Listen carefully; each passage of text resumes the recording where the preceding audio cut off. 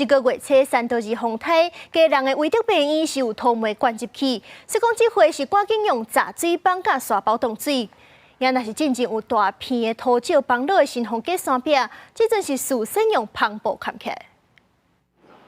这月初山拖风台造成家人出现严重土石流的灾情，这摆风台过来，家人市政府唔敢代意。市长贾国良透早就到勤务指挥中心了解灾情。这摆抗瑞风台风力正强，雨量也未细，市府一直在关注各地情形。呼吁市民朋友尽量都要待在家里，不要随便出门，因为风大的话，可能就会吹走一些广告物等等的，在街上逗留的话，相对会比较危险。亲像进前发生大片土石出来新丰街山坪，土石地在后真紧清掉。这摆强烈风台来，贾国良搁一摆到现场巡视，加强现场边勘的防护。现场已经用布棚、大面积砍掉咧进行水土保持。